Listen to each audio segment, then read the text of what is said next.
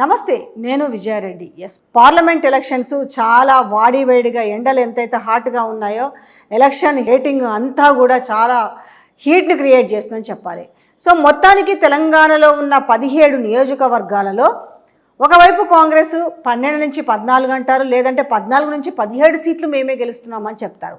అయితే అనూహ్యంగా జరిగిన పరిణామాలు ఏంటంటే వాళ్ళు ఇచ్చిన హామీలు నెరవేర్చకపోవడం, ప్రజల్లో ఒక కొంత ఏహ్యభావం వచ్చింది. అసలు మాకు హామీ ఇచ్చి నెరవేర్చలేదు. ఈ రకంగా ఏఐసిసికి ఇచ్చిన అంటే సునీల్ కనుగోలు రిపోర్టే 5 సీట్లు గెలవడమే చాలా కష్టమైందని చెప్తున్న నేపథ్యంలో, సో బీఆర్ఎస్ అసలు లేదు అనుకున్న నేపథ్యంలో బీఆర్ఎస్ ఉనికి కూడా పెరిగింది.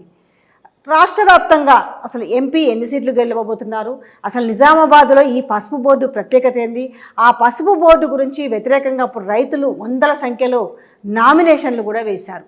సో అసలు ఏం జరుగుతుంది, ఎలా ఉంది అసలు ఇక్కడ పార్లమెంటు మొత్తం చూసుకుంటే ఎవరు గెలవబోతున్నారు అనే విషయాలన్నింటి కూడా మనకి ఇక్కడైనా బీఆర్ఎస్ పార్లమెంట్ సభ్యులు బాజిరెడ్డి గోవర్ధన్ గారు ఉన్నారు. చాలా విషయాలు అడిగి తెలుసుకుందాం. సార్ నమస్తే. సార్ నమస్కారం.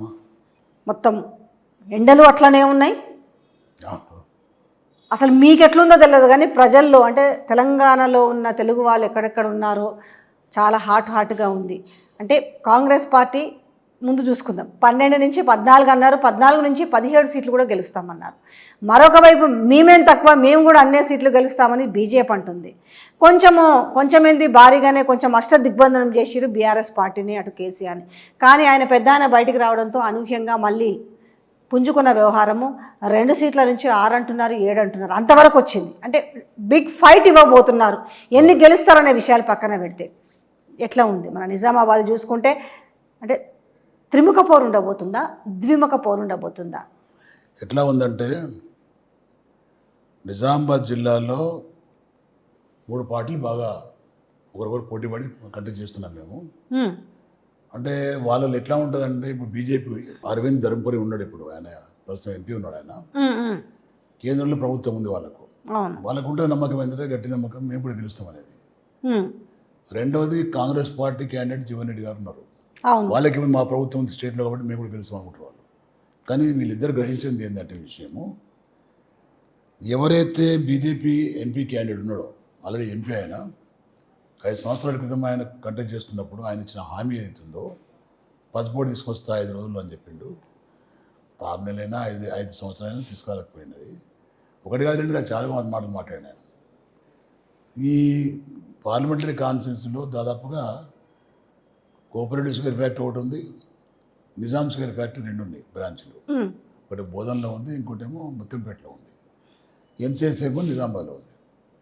నేను ఏమన్నాడేటప్పుడు వాగ్దానం చేసేటప్పుడు, నేను పసుపు తీసుకొస్తా, ప్రజలు ఎక్కువ మందికి ఈ ప్రాంత ప్రజలు పసుపు పండిస్తారు కాబట్టి స్పైసెస్ బోర్డులో ఉంది కాబట్టి పసుపు సపరేట్గా చేయించేసి పసుపు తెస్తా అని చెప్పాడు. అది 5 రోజులు తెస్తాడు గెలిచినాక. అది ప్రభుత్వం ఏర్పడిన తర్వాత 5 రోజులు తెస్తున్నాడు. రెండోది షుగర్ ఫ్యాక్టరీ ఏమైందంటే ప్రభుత్వ పరంగా నేను స్టార్ట్ చేపిస్తాను, ఓపెన్ చేపిస్తాను. ప్రభుత్వ పరంగా చేయించలేకపోయాడు, ప్రభుత్వం చేయకపోతే నా సొంత డబ్బులతో చేస్తున్నాడు ఆయన. చాలా పెద్ద పెద్ద గొప్పలు మాట్లాడాడు. ప్రజలు నమ్మింది కూడా, ఏదో ఈ ఎంపీ యువకుడు ఉన్నాడు, రేపు కేంద్రంలో ప్రభుత్వం వస్తే బాగానే చేస్తాడని నమ్మి ఓట్లు వేసినారు. సీఎం గారి కూతురే ఉన్నా కానీ కవితమ్మ గారిని ఓడి చేసి ఆయన గెలిపించిన ప్రజలు. గెలిపించిన తర్వాత తెలిసిపోయింది ఏంటంటే వీడిత మాటల గాడి తప్ప చేతల గాడి చేసేటట్లేడు అని తేలిపోయింది 5 సంవత్సరాల కాలంలో. ఇప్పుడు ఏమంటాడు, అప్పుడేమో సార్ ముందర ఒక్కసారి బ్యాక్కి వెళ్తే ఆయన 100 రోజుల్లోనే తెస్తాను అని చేసి ఒక బాండ్ పేపర్ కూడా రాయించి ఇచ్చిండు. తర్వాత అడిగిన సందర్భాల్లో ఏం చెప్పిండు, అది అవుతుంది, అది దాని చేతిలో ఉంటుంది, సెంట్రల్ చేతిలో అన్నారు. ఇప్పుడు అంత మధ్యలో ఏం చెప్పిండు, 1-2 ఇయర్స్ బ్యాక్ వచ్చేసి పసుపు బోర్డు కంటే పెద్దది స్పైసెస్ బోర్డు తెచ్చినాము అన్నాడు. రెండోది ఇప్పుడు ఏం చెప్తున్నాడు అని అంటే, ఆల్రెడీ పసుపు బోర్డుకి అంతా కూడా కేంద్రం గ్రీన్ సిగ్నల్ ఇచ్చింది, గెజెట్ నోటిఫికేషన్ వచ్చింది, ఇంకా ఇన్ఫ్రాస్ట్రక్చర్ మాత్రమే డెవలప్ కావాలని చెప్తున్నారు. ఇన్ని రకాల వేరియేషన్స్ చూస్తే అసలు పసుపు బోర్డుకు ఎందుకు ప్రాముఖ్యత, స్పైసెస్ బోర్డు అనేది, స్పైసెస్ బోర్డులో కూడా మీకు టర్మరిక్ ఉంది, మళ్ళీ ఎందుకు ప్రత్యేకంగా ఈ పసుపు బోర్డు అడుగుతున్నారు?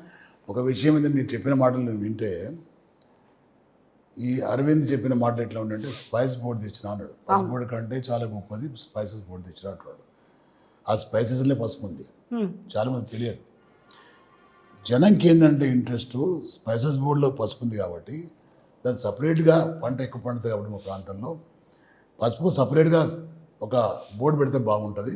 దానివల్ల స్పైసెస్ దేనికైతే ఉపయోగపడుతుందో దేశంలో ప్రపంచంలో ఈ పంట మేము పండిస్తున్నా ఒక ధర రావడం లేదు కాబట్టి దీన్ని ఎక్స్పోర్ట్ చేస్తే రంగులకు మెడిసిన్స్కు దేనికో పనికొచ్చింది కాబట్టి మేము ఎక్కువ పంట పండిస్తాము, ఎక్కువ ధర వస్తాయనే ఉద్దేశంతో ఈ ప్రాంత ప్రజలు ఆందోళన వ్యక్తం చేసినట్టు డిమాండ్ చేసింది కాబట్టి ఆ డిమాండ్ని ఆధారం తీసుకొని ఈ వ్యక్తి దాన్ని ఉపయోగించుకున్నాడు. కవితమ్మ గారు కూడా అంతకుముందు ఎంపీ ఉన్నప్పుడు మమ్మల్ని అందరిని తీసుకెళ్ళి నలుగురు చీఫ్ మినిస్టర్ దగ్గర వాళ్ళ కాన్సెప్ట్ తీసుకున్నారు, సంతకాలు తీసుకున్నారు లెటర్లు కేంద్ర ప్రభుత్వానికి. ఆ లెటర్స్ తర్వాత మా రిప్రజెంటేషను రైతులు 300 మంది రైతులు తీసుకుని పోయింది ఢిల్లీకి. మేము అందరం పోయాం. ప్రైమ్ మినిస్టర్ ఆఫ్ ఇండియాని కలిసినాం, మోడీ గారిని కలిసినాం మేము, ప్రెసిడెంట్ ఆఫ్ ఇండియాని కలిసినాం, కామర్స్ మినిస్టర్ని కలిసినాం మేము, రిక్వెస్ట్ చేసినాం మేము. ఎందుకు ఇవ్వలేదంటే మేము బీఆర్ఎస్ కాబట్టి, అక్కడ ఉన్న కేంద్రంలో ఉన్నది బీజేపీ కాబట్టి వాళ్ళు మాకు ఇవ్వలేకపోయారు. డిమాండ్ బాగా చేసినాం, కష్టపడ్డాం మేము. కానీ ఎప్పుడైతే ఈ వ్యక్తి సెకండ్ ఎలక్షన్లో వచ్చిండో దాన్ని ఆసరాగా తీసుకొని రైతుల యొక్క వీక్నెస్ను ఆసరా తీసుకొని నేను గెలిస్తే ప్రభుత్వం ఏర్పడిన తర్వాత బీజేపీ 5 రోజులు తెస్తా అని చెప్పాడు. ప్రజలు నమ్మిండ్రు. ఒక రైట్ ఆమె సీఎం గారు కూతురైనా కానీ ప్రభుత్వం ఈ స్టేట్లో ఉన్నా మరి ఆమె చేయలేకపోయింది కాబట్టి చేస్తానని నమ్మకంతో వేసిన ఓటు వేసిన తర్వాత ప్రజలు అడిగితే దానికంటే మంచిది తెచ్చిన స్పైసెస్ బోర్డు తెచ్చిన నువ్వు తెచ్చేదేముంది?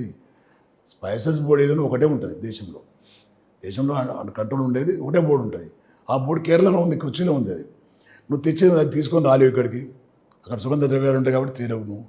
ఇలాచి లవంగాలు ఇంకా ఏదో ఉంటాయి, తేలేవు నువ్వు. ఒక బ్రాంచ్ తెచ్చిన అనుకుంటా, స్పైసెస్ బోర్డు బ్రాంచ్ తెచ్చిన అంటాడు. మన తర్వాత ప్రజలు ప్రశ్నించారు, కాదు తప్పు చేస్తున్నారు. మళ్ళీ ఏం చేసిండు, ప్రైమ్ మినిస్టర్ ద్వారా ఒక గెజెట్ నోటిఫికేషన్ పంపించారు. దాని గురించి సాయం చేసిన అంటాడు. గెజెట్ నోటిఫికేషన్ ఏముంటాయంటే ఇలా పెట్టాలనుకుంటున్నాను మేము, నేను అభ్యంతరాలు ఉన్నాయా, మరి సలహాలు ఉన్నాయా చెప్పండి అని చెప్పాడు. అది ఎట్లా చేస్తుంది దాని మీద ఎదిరిపోయలేదు. జియో ఇష్యూ చేయించి ల్యాండ్ అలొకేషన్ చేసి నువ్వు ఫౌండేషన్ వేస్తే ప్రజలు నమ్ముతారు తప్ప ఏం చేయకుండా నేను గెజెట్ నోటిఫికేషన్ తెచ్చినా లెటర్ ఇది. అప్పుడు ఎలక్షన్లో ఒక లెటర్ ఇచ్చాడు, ఏది స్టాంప్ పేపరు వైరల్ చేసిండు, దీన్ని వైరల్ చేసిండు. ప్రజలు నమ్మే పరిస్థితి లేరు. అంటే ఇప్పుడు గెజెట్ నోటిఫికేషన్ వచ్చిందంటే మీకు ఏమైనా అభ్యంతరాలు ఉన్నాయా లేవా, క్లియరెన్స్ దానికోసం ఒకటి. ఈ గెజెట్ నోటిఫికేషన్ ఈరోజు ఏమంటున్నారు, అంతా ఓకే అయిపోయింది, ఇంక్లూడింగ్ ఒక ఏం వాళ్ళు ప్రొజెక్ట్ చేస్తున్నారంటే జీవో వచ్చిన విధంగానే ప్రొజెక్ట్ చేస్తున్నారు ప్రజలకు, రైతులకు మీన్స్ ఎస్పెషలీ. ఇప్పుడు ప్రజలు నమ్మే అవకాశం లేదా? చూడు అప్పుడు అన్నారు చేయలేదు కానీ ఇప్పుడు తెస్తున్నారు, ఆల్రెడీ వచ్చేసిందంటే ఓన్లీ ఇన్ఫ్రాస్ట్రక్చర్ మాత్రమే ఇంకా మిగిలింది అనేది రైతులు నమ్మే అవకాశం లేదా? చాలా తప్పు. ఎందుకంటే బీజేపీ కానీ కాంగ్రెస్ పార్టీ కానీ జనాన్ని నమ్మించి మోసం చేసే పార్టీ రెండు కూడా. ఇప్పుడు నువ్వు తెస్తానన్నప్పుడు జియో ఇష్యూ అయిపోయాలా? ఇదే మరి గెజెట్ నోటిఫికేషన్ ఇప్పించినాను ఒక 2.5 years కిందనో 2 years కిందనో ఆర్ 3 years కిందనో నువ్వు గెజెట్ నోటిఫికేషన్ ఇచ్చేసి నువ్వు ఆల్రెడీ ప్రజాభిప్రాయం తెలుసుకొని నువ్వు ఎక్కడో ఒక లొకేషన్ పెట్టి ఈ ప్రాంతాలు మేము పడతాం, ఇంత ల్యాండ్ మేము అలొకేట్ చేసుకుంటున్నాం, మేము కొనుగోలు చేస్తున్నాం, మేము రేపు పెడతామని ఫౌండేషన్ చేస్తే ప్రజలు నమ్ముతారు. అది ఏం లేకుండా ఒక ప్రాజెక్ట్ కడుతున్నాం అనుకోండి, ప్రాజెక్ట్ కట్టినప్పుడు ఏం చేస్తారు, నోటిఫికేషన్ ఇస్తారు, జనంకు పేర్లు పెట్టి ఈ ల్యాండ్ ఇంత మీద పోతుంది కాబట్టి మీ అభ్యంతరాలు ఉన్నాయని చెప్తారు. అది కరెక్ట్ కాదు కదా. అది ప్రాసెస్లో ఒక భాగం, అది ప్రాసెస్లో మొదటి భాగం. అది ఇంకా చాలా భాగాలు ఉంటాయి. ల్యాండ్ ఎక్కడ తీసుకుంటావు, ఆ ల్యాండ్ ఏమైనా అబ్జెక్షన్ చేస్తున్నాడు ఆ వ్యక్తి, అది ఏ ప్రాంతంలో ఉంది, రైతుల అబ్జెక్షన్ ఏంది, ఆ ప్రాంతంలో మేము పెట్టాలనుకుంటున్నాం, మేము ఇక్కడ వద్దు లేదు అక్కడ కావాలంటారా ఏమంటారా, ఇవన్నీ ఉంటాయి, చాలా ఉంటాయి కథలు. దాన్ని అడ్డం పెట్టుకుని నువ్వు డిలే చేయొచ్చు కదా, దాన్ని అడ్డం పెట్టుకుని నువ్వు డిలే చేయొచ్చు కదా. డిలే మళ్ళీ 5 సంవత్సరాలు గడపచ్చు కదా నువ్వు. కాబట్టి దాన్ని ఎవరు నమ్మే పరిస్థితులు లేరు. నేనేం చెప్తున్నా అంటే ఆ వ్యక్తిని నమ్మే పరిస్థితులు లేరు జనం. ఇప్పుడు ఏమంటుండు, మోడీకి ఏడు ఓటు అంటాడు, నాకేమంటాడు ఇప్పుడు అంటే మోడీ మొగ చూసి ఓటు పడతారు అనుకుంటాడు. తప్పు, చాలా తప్పు. బీజేపీ వాళ్ళు ఏమంటారంటే మాకు 400 సీట్లు వస్తాయట దేశంలో. 400 సీట్లు వస్తే అనే వ్యక్తులు 10 పోతే ఏమవుతాయండి? 10 పోతే ప్రైమ్ మినిస్టర్ అయ్యేటోడు. మాట చెప్తున్నా, అన్ని తప్పుడు మాటలు, తప్పుడు సంకేతాలు. నేనేమంటున్నా, గెజెట్ నోటిఫికేషన్ ఇచ్చింది కదా, ప్రాసెస్లో ఒక భాగం కదా అది.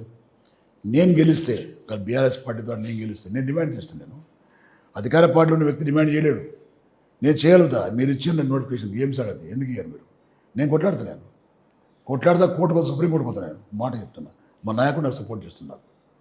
అది చేయగలుగుతా, నేను చేసే దమ్ము నాకుంది, చేయగలుగుతా. నాకున్న సీనియర్. అంటే నాకు ఇంకొక లాజిక్ ఇక్కడ, బీజేపీ ఎంపీ గెలిస్తేనే పసుపు బోర్డు వస్తుందా? లేకపోతే కేంద్రానికి ఇచ్చే బాధ్యత లేదా? అమ్మ చూడు, కేంద్రానికి డిమాండ్ చేసేదాకా ఇవ్వమనేది ఏమి ఉండదు. కేంద్రం తలుచుకుంటే ఇచ్చేయచ్చు. హ్మ్. నీ నీ నీ అధికార పార్టీ చెందినటువంటి ఎంపీ ఉండగా నువ్వు ఇవ్వలేకపోయినావు. నువ్వు రేపు మేము గెలిచిన తర్వాత నువ్వు ఇబ్బంది పెడతావు, మాకు ఇబ్బంది పెట్టలేదు. కానీ డిమాండ్ ఎట్లా ఉంటుంది అంటే జనం ద్వారా ఉంటుంది. మాది నోటిఫికేషన్ ఇచ్చినావు కాబట్టి మాకు ఒక హక్కు ఉంటుంది, మాకు ఒక ఆయుధం మాకు దొరుకుతుంది. అది ఆయుధాన్ని పట్టుకుని ఇతను యుద్ధం చేయొచ్చు. మాకు ఆ ఛాన్స్ ఉంది. మాకు ఈ వ్యక్తి ఇప్పుడు ఏడైతే ఎలక్షన్ కోసం అన్నం మేమంటే నోరు కూర్చోవాలి అంతే. అధికార పార్టీ ఎంపీ కాబట్టి మేము కూర్చోం కదా, మేము కూర్చోము. డైరెక్షన్ ఇప్పిస్తాం కోర్టు ద్వారా, సుప్రీంకోర్టు ద్వారా ఇప్పిస్తాం. మాకు ఆ అర్హత సత్తా ఉంది కాబట్టి వాళ్ళకు బాధ్యత లేదు. అసలు కేంద్ర ప్రభుత్వానికి బాధ్యత లేదు, పాడలేదు.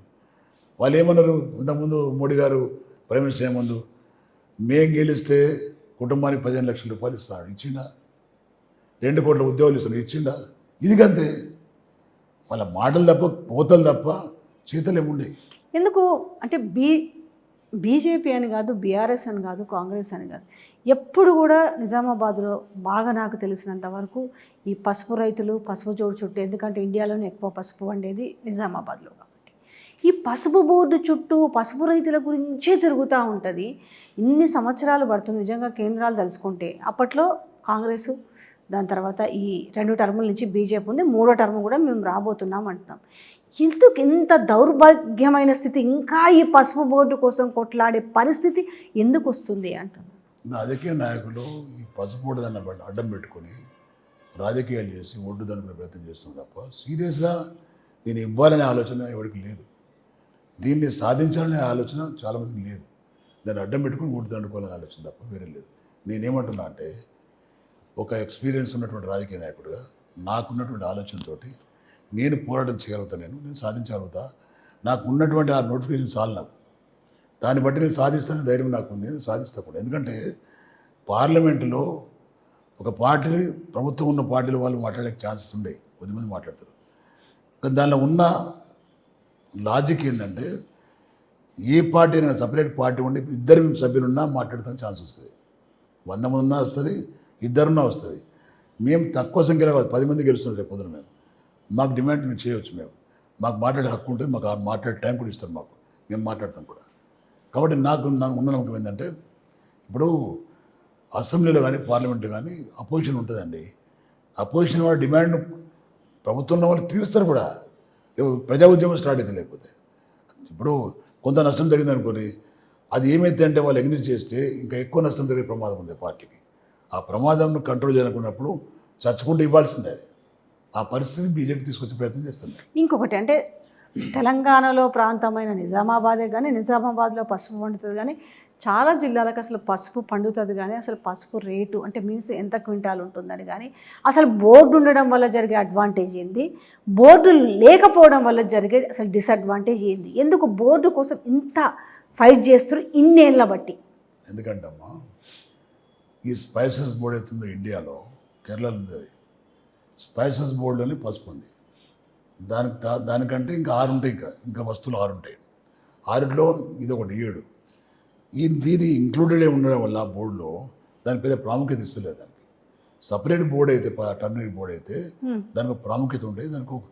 దానికి ఒక ఇప్పుడు ఎక్కడైతే ఎక్కువ పసుపు పండుతుందో అక్కడ పెడితే ఏమవుతుందంటే, ఆ ప్రాంత రైతులు ఆ పంట అవుతుందో ఇంకా ఎక్కువ పంట పండించాలనుకున్నాకు దానికి రీసెర్చ్ సెంటరు, లేకపోతే పంట పండిన తర్వాత దాని ధర రావాలన్నప్పుడు దాన్ని ఎక్స్పోర్ట్ చేయడం ఇతర కంట్రీలకు.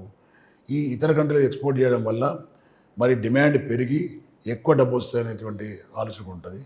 రోజు రోజుకు దాని డిమాండ్ పెరుగుతుంది, కానీ ధర రావడం లేదు కాబట్టి రైతులు పండించలేకపోతున్నారు. ఫర్ ఎగ్జాంపుల్ చెప్తాను మీకు నేను, 2008లో 2010లో పసుపు ధర క్వింటాలకు 17,000 రూపాయలు వచ్చింది. 17,000 వచ్చింది పర్ క్వింటాల్. తర్వాత రాను 3,000, 4,000.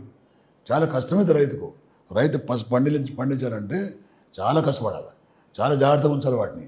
అది చెడిపోయింది అనుకుని ఇతరులు కూడా కాదు.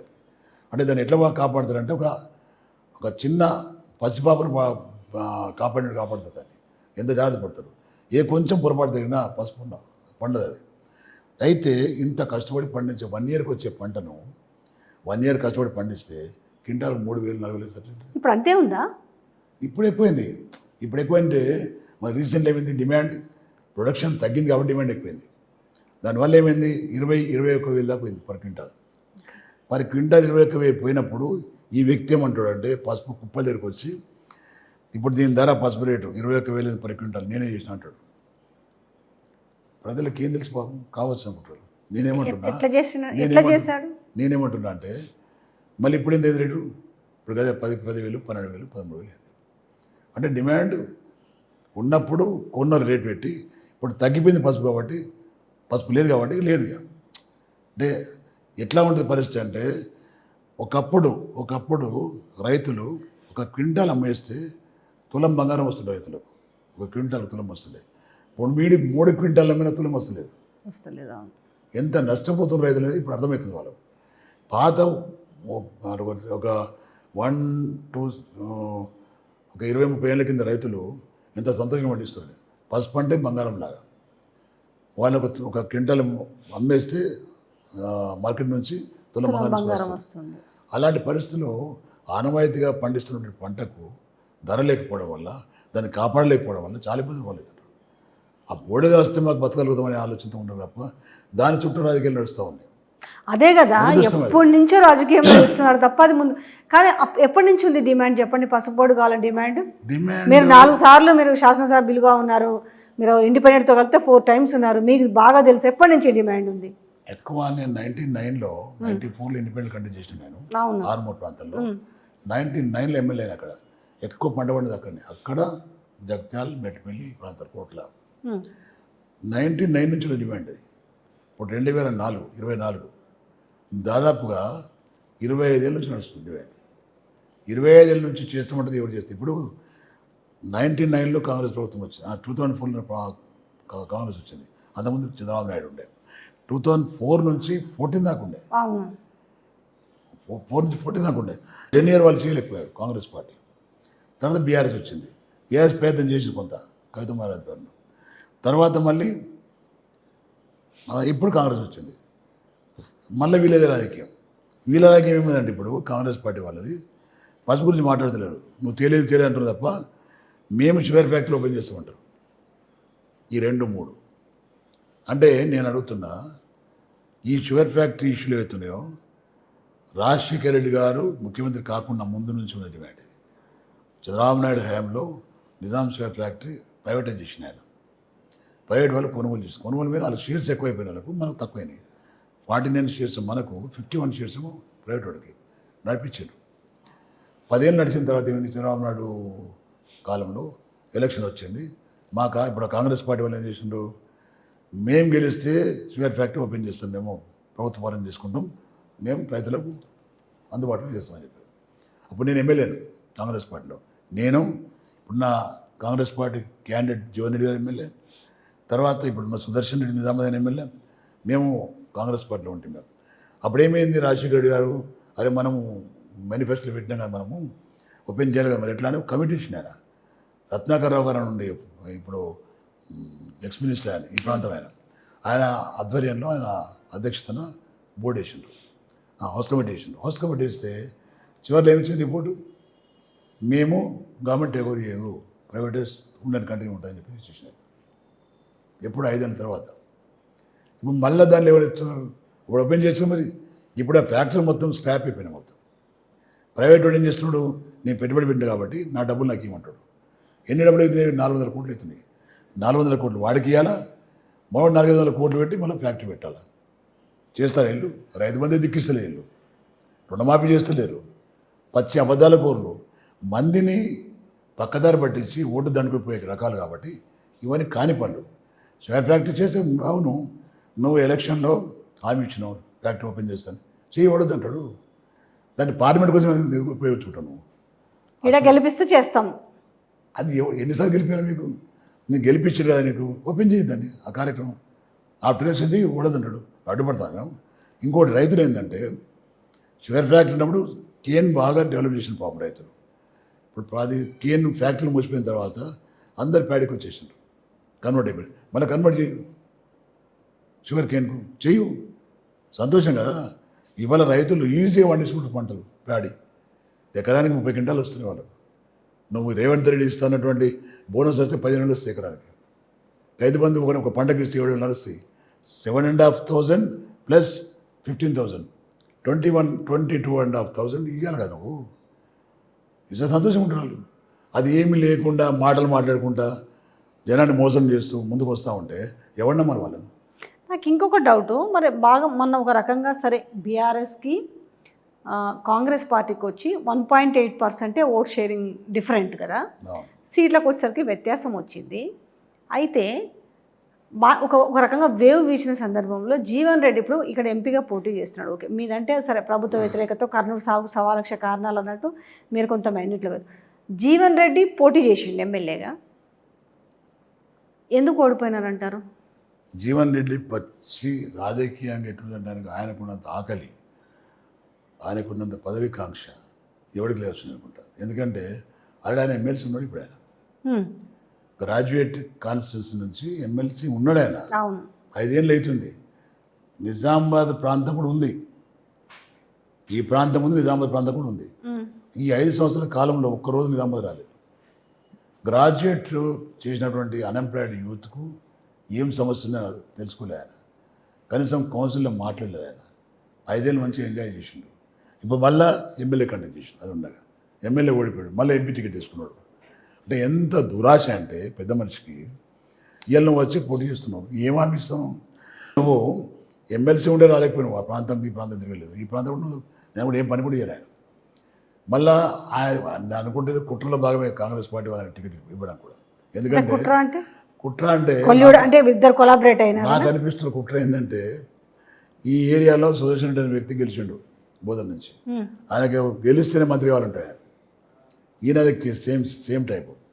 ఎమ్మెల్సీ ఉన్నా కదా, నాకెందుకు క్యాబినెట్లో అంటాడు. గతంలో క్యాబినెట్ చేసిన కాబట్టి ఆ డిమాండ్ ఎక్కడ చేస్తున్నాడు. ఆయన తలపెట్టింది టికెట్, ఎంపీ టికెట్. గెలిస్తే ఓకే, ఓడిపోయింది అనుకో, నీకు ఎన్నిసార్లు టికెట్ మీకు ఇంకా మళ్ళీ ఎమ్మెల్సీ నీకు మంత్రి పదవి మేమే చెప్పచ్చు. ఇట్లా కట్ చేస్తున్నాను ఆయన. ఇట్లా అర్థమైతే లేదు. నేనేమంటున్నా అంటే ఇప్పుడు మీరు చెప్పేది ఏంటంటే, ఇద్దరు కూడా మంత్రి ఒకరి పేరు వినిపిస్తుంది ఇక్కడ నుంచి ఇవ్వాలి నిజామాబాద్ నుంచి. సో ఇలా ఒకరికేమో నిజామాబాద్ అని అంటే ఒకరికి షబ్బీర్ అలీకి ఏదో ఒకటి ఇచ్చి ఆయన పక్కన పెట్టారు. ఆయన లేడు ఇప్పుడు. ఇద్దరులే ఒకరికి ఇవ్వాలి. ఇద్దరు అంటే మెయిన్ పేరు సుదర్శన్ రెడ్డి గారి పేరు వినిపిస్తుంది. అంటే జీవన్ రెడ్డి కూడా అడుగుతున్నాడు అనేసి, ఆల్రెడీ నేను ఎమ్మెల్సీ ఉన్నా కాబట్టి, నేను ఒక సీనియర్ లీడర్ని కాబట్టి, ఓడిపోయినప్పటికీ ఎన్నిసార్లైనా నాకంటూ ఒక స్టాండర్డ్నెస్ ఉంది కాబట్టి నాకు కూడా మినిస్టర్ కావాలి. ఒక జిల్లా నుంచి 2 ఇవ్వలేరు కాబట్టి తెలివిగా నేను ఇందులో ఇరికిచ్చారనే సార్. ఏమైతే అంటే ఇద్దరు రెడ్డిస్ అవుతారు మళ్ళీ. అవును, ఒకరికి ఇస్తే ఒకరు అవమానించినట్టు అవుద్ది అనుకోని. అందుకని ఈ విధంగా కట్ చేసేస్తే ఆయన పక్కన వెళ్ళిపోతాడు. నేను కావచ్చు ఆయన ఉద్దేశం. ఈ ఇద్దరు కూడా ఎటువంటి వ్యక్తులు అంటే, కవితమ్మ గారు గతంలో కంటెక్ట్ చేసినప్పుడు ఈ వ్యక్తులు ఏం చేసినట్టు ఇప్పుడు ఏమి సెక్యులర్ వాదం అంటారు వీళ్ళు, నాన్ సెక్యులర్ వాదం వీళ్ళు. నేను కరాఖండిగా చెప్తున్నాను. ఎందుకంటే ఈ వ్యక్తులు ఇద్దరు ఒకటైపోయి, ఒక బీసీ వ్యక్తి మధుయాష్ గౌడ్ వాళ్ళ కాంగ్రెస్ పార్టీ వ్యక్తి క్యాండిడేట్గా ఉండే 5 సంవత్సరాల క్రితము. ఆ వ్యక్తిని చిత్తుగా ఓడిపించింది వీళ్ళే. చిత్తుగా ఎట్లా ఓడిందంటే, ఈ కాంగ్రెస్ పార్టీ ఓట్లు మొత్తం తీసుకుపోయి ధర్మపురానికి బీజేపీకి ఇచ్చిన వాళ్ళు. ఏపీఎం వల్ల మన మధుయాష్ గౌడ్ డిపాజిట్ వెళ్ళిపోయిన పాపం ఆయన, బీసీ క్యాండిడేట్ ఆయన. ఇద్దరు కలిసి వెన్నుపోటు పొడిచి ఆ వ్యక్తి వాళ్ళ పార్టీ క్యాండిడేట్ పోటు పొడిచి, ఇద్దరు స్నేహితులు డి శ్రీనివాస్ గారు, అరవింద్ ఫాదర్ రిక్వెస్ట్ మేరకు వీళ్ళిద్దరు కలిసి ఓట్లు ఇప్పిస్తే బీజేపీ గెలిచినప్పుడు. అసలు ఈ కాన్స్టిట్యున్సీ వదిలిపోయాడు ఎందుకు అసలు? మధుయాష్కి కూడా ఎందుకు అసలు? మరి ఎంపీనన్నా ఎందుకు పోటీ చేయకుండా జీవన్ రెడ్డి అంటే ఇది ఒక కుట్రలో భాగమే అనుకోవచ్చు. అంటే ఎందుకంటే రేపు ఆయన మళ్ళీ డిమాండ్ చేసే పరిస్థితి లేదు. ఎందుకంటే నా డిపాజిట్ అయిన తర్వాత ఏం డిమాండ్ చేస్తాను? ఆయన అనారోగ్యం చేసి పడేస్తున్నారు. పొలిటికల్ నువ్వు డిపాజిట్ అయిన వ్యక్తి నీకెందుకు అని ఆయన నోటి నుంచి మాట ఎత్తకుండా చేసేసి మళ్ళీ వీళ్ళు దిగారు. ఇప్పుడు అంటే ఇంకో బీసీ లేకపోయింది, మరి పెట్టచ్చు కదా ఇంకో బీసీని. ఇప్పుడు బీజేపీ బీసీ ఉన్నాడు, నేను బీసీ ఇంకో బీసీ పెట్టచ్చు కదా. అంటే ఎందుకు పెట్టినా అంటే నేను వాళ్ళ పార్టీ ఇష్టం, అది ఇష్టం. కానీ విషయం ఏంటంటే, ఇద్దరు కలిసి మతతత్వ పార్టీని గెలిపించిండు గత 5 ఏళ్ల క్రితం. మళ్ళీ ఇద్దరు కలిసి బీసీని ఓడించారు మీరు. మరి ఇట్లా ఎంతమందిని మీరు నష్టం చేస్తారు, ఎంతమందిని ఇబ్బంది పెడతారు మీరు మీ పదవి కోసం, మీ వ్యామోహం కోసం అనేది ప్రజలు అర్థం చేసుకోవాలి. నేను చెప్పేది ప్రజలు అర్థం చేసుకుంటారు. మధ్య కూడా బాధపడి, ఇప్పుడు నేనున్నప్పుడు నేను క్యాండిడేట్ ఉంటే ఇంత బాగా ఎందుకు వేయలేదు వీళ్ళు, వాళ్ళకి వచ్చి వీళ్ళకి వచ్చి ఆ పార్టీ కావాలి, మాకు ఈ పార్టీ కావాలా, అందరు మాకు కావాలా. ఈ పని అప్పుడు చేయలేకపోయింది ఎందుకు, ఇప్పుడు ఎందుకు చేస్తున్నారు అంటే ఎట్లా పరిస్థితి అంటే ఏదున్నా రేవంత్ రెడ్డి చెప్పినట్టు సత్తా పరిపాలించే సత్తా మాకే ఉంది, ఎవరికి లేదని చెప్పి. మీరు పరిపాలించే సత్తా అన్నప్పుడు ఒకటి అర్థమైంది. అంటే మీకు కాంగ్రెస్లో తెలుసు బాగా ఇంతకుముందు అంతా కూడా. అంటే కంపారిటివ్లీ ఇటు రేవంత్ రెడ్డి కూడా వైఎస్ బాటలో వెళ్తున్నాడు, నేను మరొక వైఎస్ లాగా రూపాంతరం చెందుతున్నాను, ఆ కాంగ్రెస్ పార్టీని కూడా అట్లే ట్రీట్ చేస్తున్నాను అనేది బయటకు వస్తుంది. ఏమైనా కంపారిటివ్ ఉందా? ఒక మాట వింటారమ్మా, అంటే నవి పోదురు కాక నాకేటి సిగ్గు అన్నట్టు రేవంత్ రెడ్డి ఎక్కడ, రాజశేఖర రెడ్డి ఎక్కడ. ఒక మాట చెప్తున్నా, రాజశేఖర రెడ్డి మాట ఇచ్చినట్టే మాట ఉంటున్నాడు ఆయన. కాంగ్రెస్ పార్టీ అంటే ఆయన ఒక ముద్ర పడ్డాయి ఆయనకు. నేను రైతాంగానికి 24 hours కరెంట్ ఇస్తానంటే ఇచ్చిండు ఆయన. పాపం ఆయన ఆరోగ్యశ్రీ ఇస్తానంటే ఇచ్చిండు ఆయన. 104 పంపించిండు ఆయన, జనాన్ని కాపాడండి ఆయన. నేను రాజశేఖర్ నువ్వు అనుకుంటే ఎట్లుంటుంది? నీకు ఆయన ఉన్న తేడా నక్కకు నాగలకు ఉన్న తేడా ఉన్నది.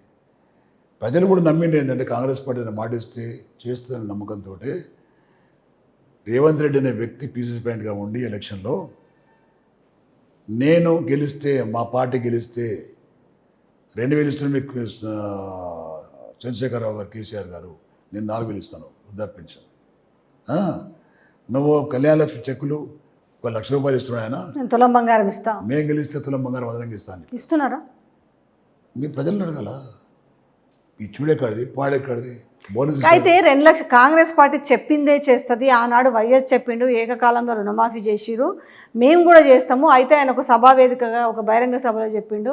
I think is Mahabubnagar MP parliament సంబంధించిన దాంట్లో సభలో చెప్పినాడు, ఆగస్టులో చేస్తాను, ఆగస్టు 15th వరకు 65 లక్షల రైతుల రుణమాఫీ 2 లక్షల రూపాయలు ఏకకాలంలో చేస్తామని. సాధ్యం కాదంటారా? మొదట మీరు అన్నట్టు రాజశేఖర్ గారు చెప్పింది చేస్తుండే, ఇది చెప్పి చేయడు. ఇద్దరు ఆయన చెప్పింది చేస్తాడు, ఈయన చెప్పింది చేయడు. ఈయన ఒక మాట వింటున్నా మీరు, 2 లక్షల రుణమాఫీని ఏమన్నాడు ఆయన? రికార్డు ఉన్నాయి అవన్నీ. నవంబర్ 9 నాడు మీకు, డిసెంబర్ 9 నాడు మీకు రుణమాఫీ 2 లక్షలు చేస్తా. రాహుల్ గాంధీ తెచ్చుకోండి. ఇప్పుడు బ్యాంకులకు వెళ్ళి తెచ్చుకోండి మీరు, నేను డిసెంబర్ 9 నాడు మాఫీ చేస్తాను. డిసెంబర్ 9 ఎన్ని రోజులు అవుతుంది? 4 months. మధ్యలో ఇంకోటి ఇచ్చిండు, 100 రోజులు అన్నాడు. ఇప్పుడు ఏమంటాడు? ఆగస్టు 15th ఇస్తా అంటాడు. అది నమ్ముతలేదు ప్రజలు. మళ్ళీ ఏమన్నాడు? యాదగిరిగుట్ట లక్ష్మీనరసింహ స్వామి సాక్షి చెప్తున్నా. ఎక్కడ దాకా వెళ్ళింది పిచ్చి అంటే భగవంతుని కూడా ఒట్టేసే పరిస్థితి దాకా పోయింది. అంటే ప్రజలు నమ్ముతారు కాబట్టి. అంటే భగవంతుడు ఆయన ఉల్టా మాట్లాడాడు. ఆయన మనం దండం పెడితే ముక్తం తప్పని మాట్లాడు. ఆయన చెప్తాడా? అరే నువ్వు పచ్చి అబద్ధాల కోరు, నువ్వు నా పేరు ఎందుకు వాడుకుంటున్నావు చెప్పడుగా పాప. ఆయన చెప్పడు కాబట్టి ఆయన పేరు చేయదు. అంటే ఎక్కడ దాకా పోయిందంటే పీక్ లెవెల్లో అబద్ధం చెప్పడం, నమ్మడం అనేది ఆడదాకా పోయింది. నేనేమంటున్నా, రేవంత్ రెడ్డి అనే అబద్ధాల కోరు, రేవంత్ రెడ్డి అనే జూటాకోరు మనిషి. ఆయన ఎప్పుడేం మాట్లాడో తెలియదు మనకు. ఏ పాట నుండి ఆ పాట పాడాడు ఆయన. టీడీపీ నుండి టీడీపీ పాట పాడాడు, సోనియా గాంధీ తిట్టాడు, కాంగ్రెస్కి వచ్చిన సోనియా గాంధీ దేవత అంటాడు. రేపు బీజేపీ పోతే రేపు పొద్దున మాట నేను అనుకుంటున్నా, రేపు మోడీ మంచిగా ఉంటాడు. ఇలాంటి వ్యక్తి 3 రికార్డులు మనం చూడవచ్చు. ఆ వ్యక్తిని ప్రజలు నమ్మే పరిస్థితి లేదు. తిడుతున్నారు గ్రామాలలో, తిడుతున్నాం చాలామంది గ్రామాల్లో. మేము మా పెద్ద కొడుకు అనుకున్నాం, మేము పెద్ద కొడుకుని నమ్ముకొని మేము కేసీఆర్ నమ్ముకున్నాం, కానీ వాడు వచ్చి మోసం చేసి మాకు ఇవాళ మమ్మల్ని పూర్తి ఇబ్బంది పెడుతున్నాడు. ప్రతి ఆడ కూతురికి 2,500 ఇస్తాడు ప్రతి నెలకు 4,000 ఇస్తా అని చెప్పి. ఎట్లా చెప్పాడు కథలు? 4,000 ఇస్తా నేను, మనమడు వస్తాడు, 500 రూపాయలు ఇవ్వమంటాడు, 500 ఇస్తావు, పెట్రోల్ వస్తుని పోతాడు, నీ కాళ్ళు వస్తాడు. ఇవ్యా ఎంత దగా, ఎంత మోసం, ప్రజలను మోసం చేసి గదేకులను కొన్ని కదా. ఏమి చేయకుండా నువ్వు వాయిదాలు పెడుతూ వెళ్తూ ఉంటే అంటే August 15th local body elections అయిపోతాయి. నన్ను ఎవడు అడుగుతాడుగా? ఎవడు అడగడు కూడా. డిమాండ్ ఉండగా ఏం చేస్తారు పాపలు?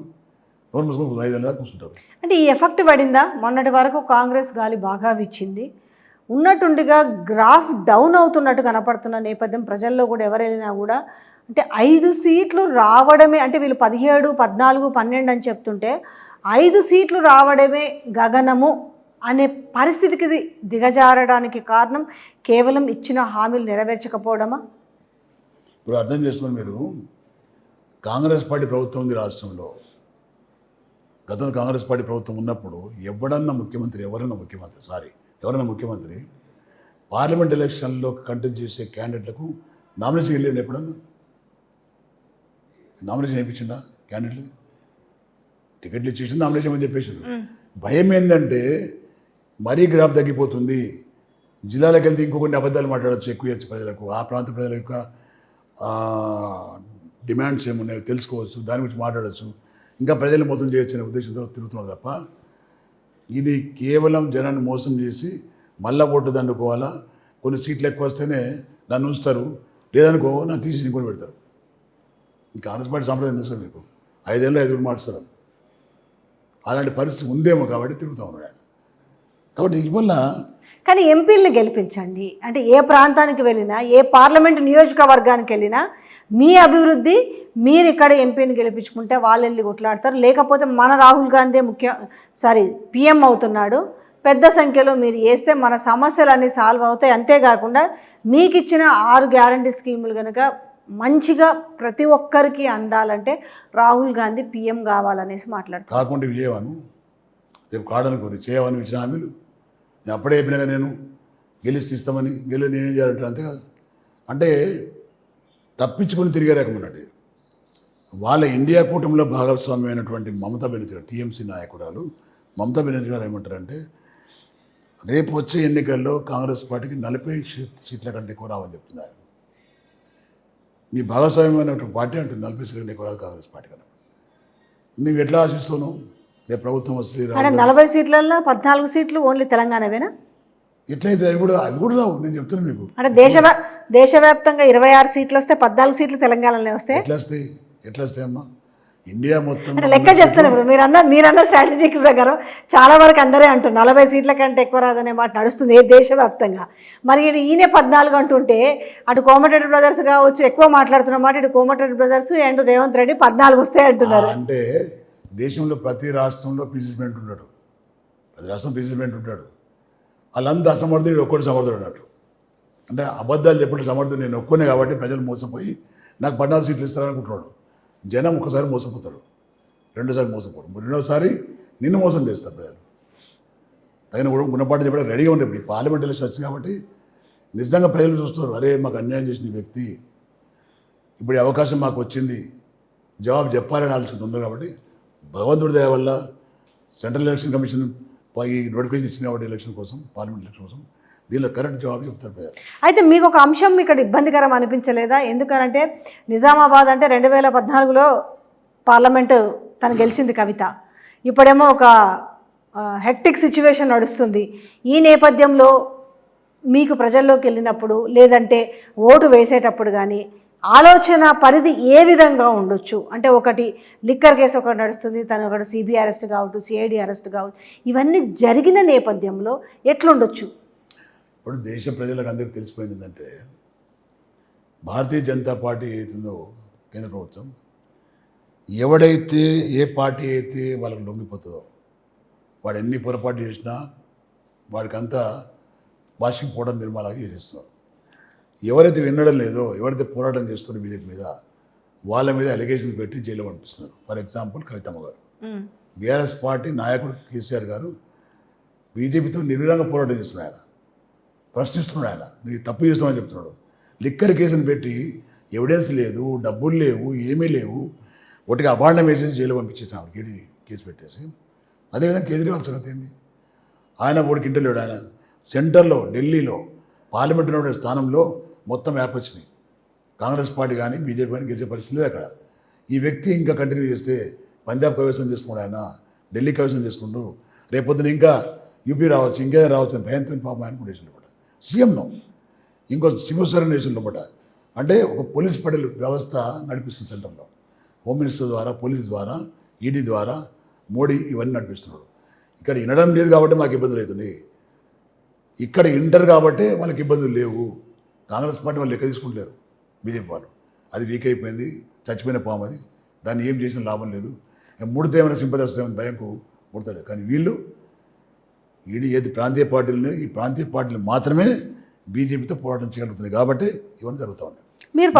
మేము చెప్తున్న ప్రజలు మమ్మల్ని మాకు రెస్పాండ్ కూడా అవుతున్నారు. వాళ్ళు కవితమ్మ గారు లోపడేసి మాట చెప్తున్నా, ఒక ఆడకూతురును ఎలిగేషన్ పెట్టేసి నువ్వు ఎవిడెన్స్ లేకుండా జైలు పంపిస్తూ ఉంటే ధైర్యంగా పోరాడిస్తున్నాను, భయపడుతున్నా. పోనీ నా కూతురు పోయింది జైలు కొని ఆయన మన వెనకడిగేస్తున్నా మా కేసీఆర్ గారు, దేకలేంగి చూద్దాం తర్వాత ఫ్యూచర్లో చూద్దామని ఆలోచనతో ధైర్యంగా కొట్లాడుతున్నాం.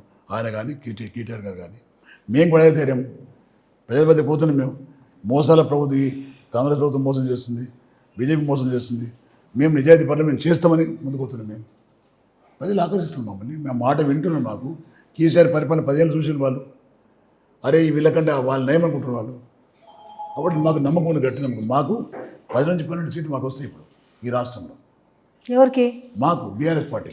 నేను ఎందుకు అంటే మీరు 12 సీట్లు గెలుస్తామని చెప్పారు, నేను 10 నుంచి 12 సీట్లు అని చెప్పండి. అదే చెప్తున్నా. నేను కొంచెం చాలా నా ఫేస్ మీకు ఫీలింగ్స్ అర్థమై ఉంటాయి కదా, ఏంటి ఆశ్చర్యం అన్నట్టుగా ఉంది నాకు. అసలు బీఆర్ఎస్ పార్టీ పని అయిపోయింది, బీఆర్ఎస్ పార్టీ నుంచి అందరు వెళ్ళిపోతున్నారు, బీఆర్ఎస్ పార్టీకి ఒక అష్టదిగ్బంధం చేశారు అని నడిచింది. బీఆర్ఎస్ పార్టీ వాషౌట్ అనే నేపథ్యంలో కొంచెం పెద్ద ఆయన బయటికి వెళ్ళాక ఊపు కనిపిస్తుంది. కానీ ఓకే, ఒక 6-7 సీట్లు అని అనుకున్న నేపథ్యంలో వింటున్నాం.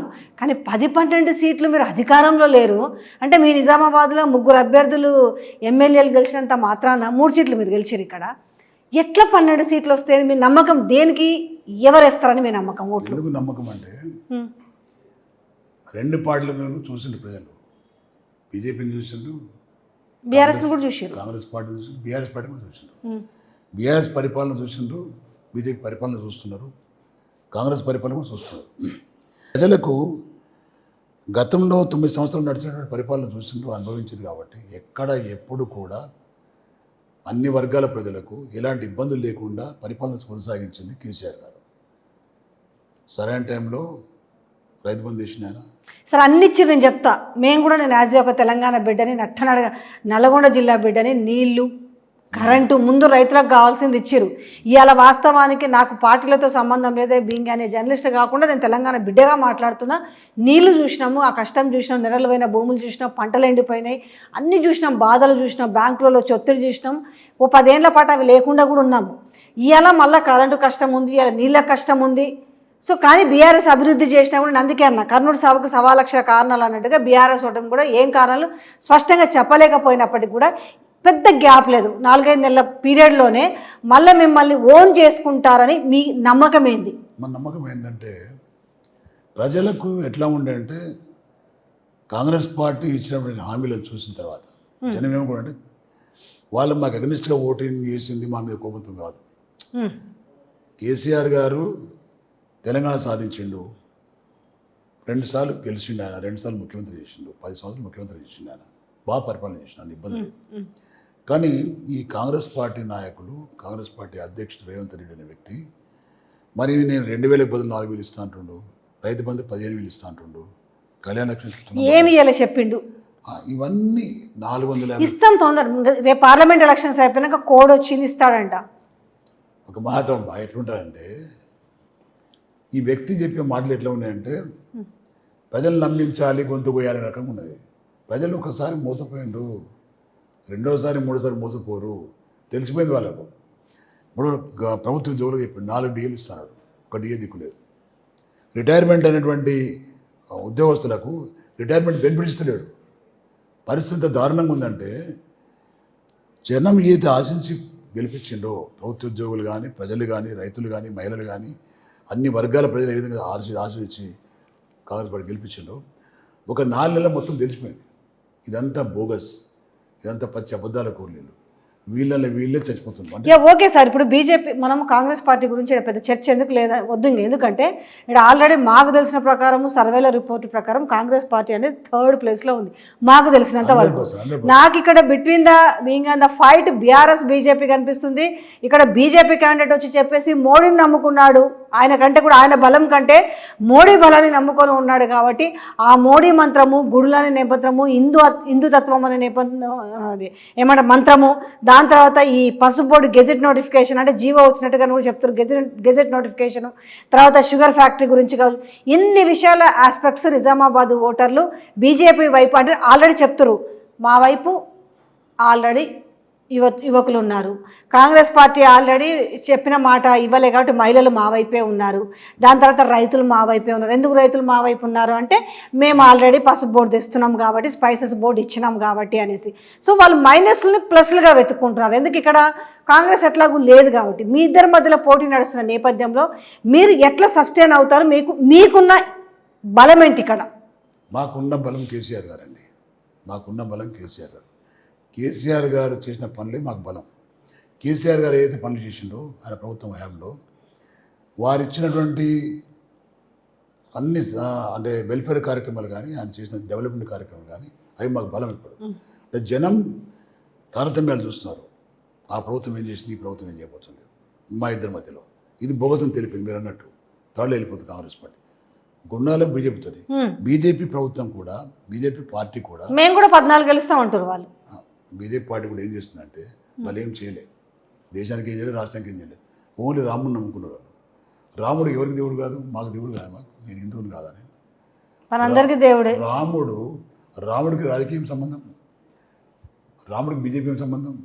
నేనేమంటున్నా, రాముడే, రాజకీయం విడదీసి మాట్లాడండి. మీరు రాముని కలుపుకొని పోతా అంటే రాముడు మీకు బ్రాండ్ అంబాసిడర్ ఆయన?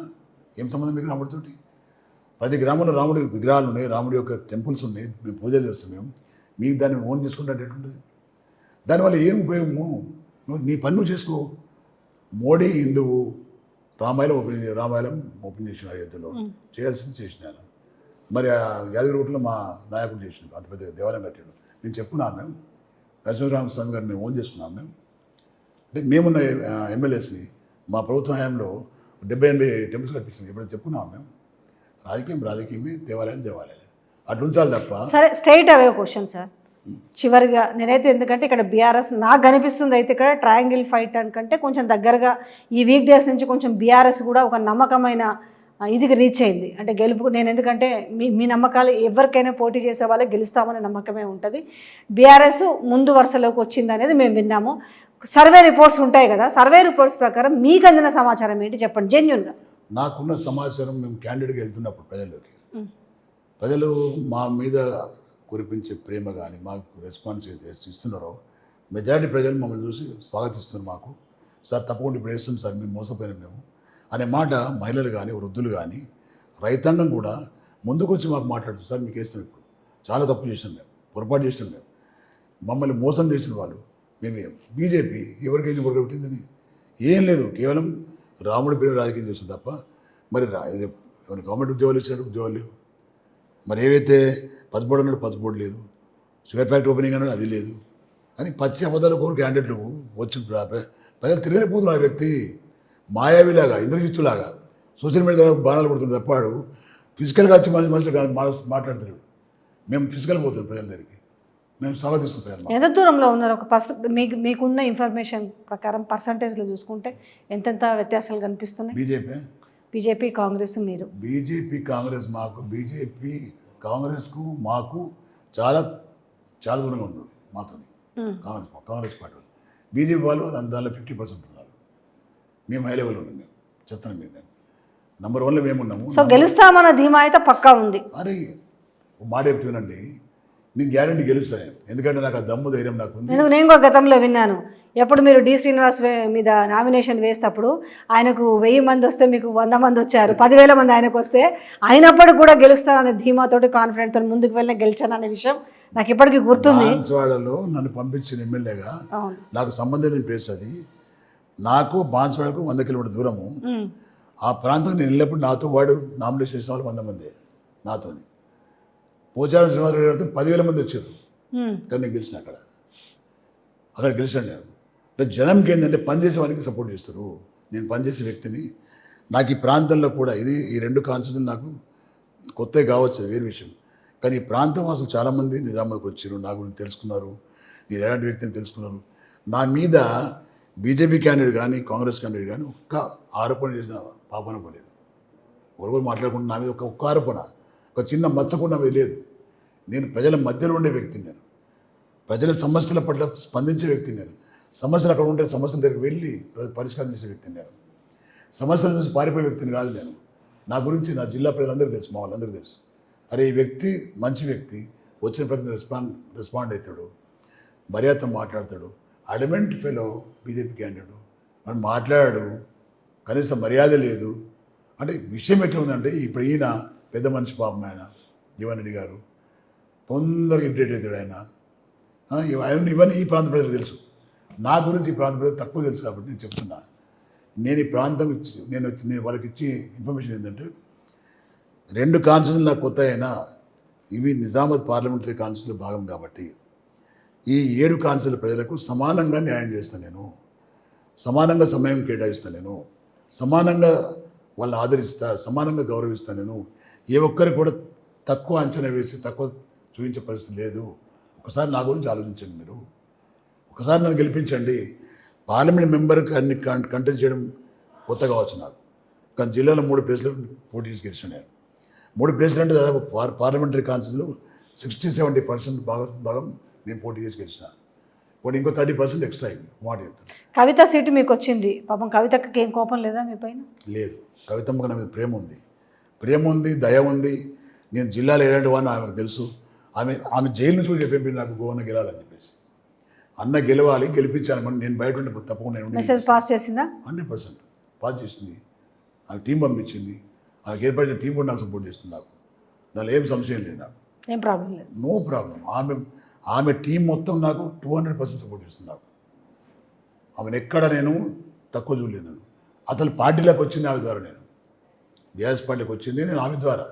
ఆమె ఇనిషియేటివ్ తీసుకున్న బట్టి ఈ పార్టీకి వచ్చింది నేను. ఆమె ఎప్పుడు కూడా నన్ను ఒక పెద్ద మనిషిలా చూసింది. ఆమె ఎప్పుడు కూడా నన్ను అగౌరవపరచలేదు, ఎప్పుడు కూడా నన్ను గౌరవించింది. ఆమె ఎట్లా మర్చిపోతాను నేను? ఈ పార్టీలకు తెచ్చింది ఆమె, 3 సార్లు టికెట్ ఇప్పించింది ఆమె, 2 సార్లు గెలిచాను నేను, మళ్ళీ ఎంపీ టికెట్ ఇచ్చింది. ఇచ్చిన ఎంపీ కలిసినా నేను, అమ్మ నేను మీరు పోటీ చేస్తే నేను సపోర్ట్ చేస్తాను, నేను ముఖ్యం కాదు, మీరు రండి అంటే, అన్న నాతో కాదు, ఇప్పుడు నేను చేయలేను, ఇప్పుడు మీరు చేయండి, నేను సపోర్ట్ చేస్తాను చెప్పింది. అప్పుడే ఆ తర్వాత ఈ కేసు ఏంది, అరెస్ట్ అయింది, అది వేరే విషయం. నేను బాధపడుతున్నాను లోపల బాధ, కానీ ఈ బాధను ఒక పట్టుదలగా భావించి నేను పోటీ చేస్తున్నాను. కేసీఆర్ గారు కూడా మదన పడుతున్నాడు. ఏంటంటే ఆయన ఇంత పని నేను చేసిన ఈ రాష్ట్రం రాదనుకున్న ఈ సభ్యులు మొత్తం ప్రజలందరూ నా కుటుంబ సభ్యులు అనుకున్నాను. నేను ఇన్ని చేసినా కానీ ప్రజలు ఎందుకు ఓడించారు నన్ను? కారణం ఏంటంటే వీళ్ళు అబద్ధం హామీ ఇచ్చారు కాబట్టి ఓడించారు నన్ను. ఇప్పుడు మనం గెలవాలి, ప్రజల మనల్ని చురుగొనాలా అనే ఆలోచన వారు. మాలాంటి వాళ్ళు గెలిస్తే మేము 10 మంది 12 మంది గెలిచామనుకొని తన చేతికి బలాన్ని ఇచ్చేవాళ్ళవుతాము, మనోధైర్యాన్ని ఇచ్చేవాళ్ళవుతాం. ఇంకా 2 ఉత్సాహంతో ఆయన పనిచేసే పార్టీ కోసం ప్రజల మధ్యలో ఉంటాడు, ప్రజల సమస్యల కోసం పోరాటం చేస్తారు ఆయన. కాబట్టి మమ్మల్ని గెలిపించాల్సిన అవసరం చాలా ఉంది ప్రజలకు. అది విషయం. Sir thank you so much sir, advance all the best. చూస్తుంటేనైతే సంకేతాలు అయితే మీరు గెలుపుకి దగ్గరలోనే ఉన్నట్టు అనిపిస్తుంది. బట్ మీరు విజయం సాధించాలని మేము కూడా మనస్ఫూర్తిగా కోరుకుంటున్నాం. Once again thank you so much sir. Thank you.